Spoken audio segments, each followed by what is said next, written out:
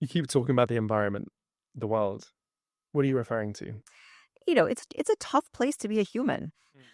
This world, we have so many endocrine disrupting chemicals, toxins in the environment. Things whether it's the food we're eating and drinking, the lotions, the skincare, our Teflon pans. It's hard to get away from these things, and we can't get away from all of them. The microplastics, which are literally accumulating inside our blood vessels, Yeah. inside the testes, inside the ovaries. We can't get away from them. They are there. They're there to stay, but they do mess up a lot of the things in our bodies, including hormones and the way that they work in some people. And so, we may need some help with some of those things. You may need some help with hormones, and with weight loss, things like that. You mentioned, yeah, the buildup of microplastics in testes and ovaries. I think Brian Johnson recently came out with a self study again, just himself, but doing I think sauna for 20 minutes a day for 30 days. Again, slightly misquoting that, so please do check the data. And he had some amazing results. Are there any routes that are a bit more, let's say, lifestyle, in the lifestyle bucket, they can help reduce microplastics in the body? I think that well, yes, I mean, avoiding plastic as much as possible. Don't microwave. I have a son who's 15. He loves these plastic plates, and he loves to microwave them. I think he does it to make me upset. But don't microwave plastic. Try to avoid, storing foods in plastics, like things like that are common sense. Like get rid of the plastics if you can. The problem with microplastics are that we don't actually have good tests available commercially, at least, to test your microplastic level. There are tests, but they haven't really been validated, and they're not widely accepted as being really good tests. So we don't even have a way to know really how much sauna is affecting your levels, or how much, plasma exchange or whatever. So I think that this is something that we'll see pretty soon. We'll see some good tests coming out. The other part of that is there's not a good way to test for the plastics that are already embedded in your organs. Gotcha. If it's in your testes, how are we going to check that? Mm. We can check your blood, but we're not doing a biopsy of your testes. So hopefully. Super interesting.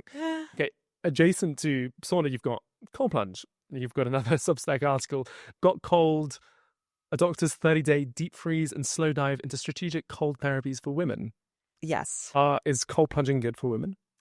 Well, we don't really know for sure because most studies have been primarily with men. Mm. There's not really good evidence that they wouldn't be good for women. I think some women are scared, and because they think that they've been told that cold plunging is bad for them, even though we don't really have that data.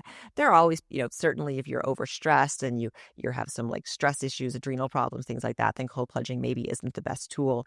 But there are some good benefits that have been shown, especially recovery benefits from after exercise, helping your muscles recover sooner. And then in my own case, I did cold plunging for 30 days. I live in Utah, and it was the winter, and I had this cold plunge outside where it, sat essentially in the snow.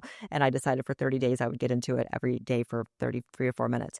And I did it, and it was very hard. But what I found that I appreciated was it gave me this like mental toughness almost Mm. that I ended up later on really appreciating. It taught me how to kind of breathe and calm down, and I ended up having a kind of an emergency and driving in the snow one day where I found myself kind of switching into the same like slow methodical breathing that I had learned during Yeah. cold plunging without even realizing it. I kind of switched into that, and I still think that it probably got me down that mountain in one piece. Yeah, I have exactly the same benefits with cold plunge. Just the mental clarity, like reduction of fear. But again, anecdotal. I was sitting with Matt Caberlight recently, and he was saying how cold plunging and cryotherapy could reduce your body's ability to turn on its natural way of fighting inflammation, because we naturally, again, if we do a tough workout over a few days, we'll recover naturally. Yeah. Is there truth to that? Have you seen that? I haven't seen that. I certainly have seen that you don't want to be cold plunging, after your weights workout, after your Sure. resistance training. And we know that. We know that if you cold plunge within the first few hours, you're going to reduce muscle growth by like 95% in 95% of people. So everyone, it's a bad idea. But I haven't seen anything about, problems with inflammation long term. On to testosterone in women. Testosterone, the boss babe, understanding your body's power hormone. You're a phenomenal writer, I have to say. Oh, thank you. um, and again, it's TRT, and I know very little about testosterone for a man, let alone for a woman? I know that you want it to be high, but break it down for a man first of all. Why, how one can retain higher testosterone levels, and what it means for a woman as well, and the importance for a woman. Yeah, I mean, testosterone is important for both sexes. The things that it does, it works on your entire body. It is a hormone that affects your brain, your blood vessels, your muscles. But the things we think of that are associated with testosterone are your motivation, assertiveness, decision making, which is really important for people who are in businesses, for instance, muscle building, certainly, fat burning, libido, and for men, erections, really important for testosterone. There are a lot of cognitive benefits too. You need it to keep your brain turned on. Sorry. I don't know why I feel like such a kid when someone says that. You're giggling over here. Yeah, exactly. Yeah. It helps keep your brain kind of turned on and motivated and alert. And the same benefits are seen in women too. So pretty much the same thing happens in women than men. And what happens with both men and women is your testosterone peaks at about age 25. That's what you're making yourself. And then it just kind of slowly marches down each year that you go forward.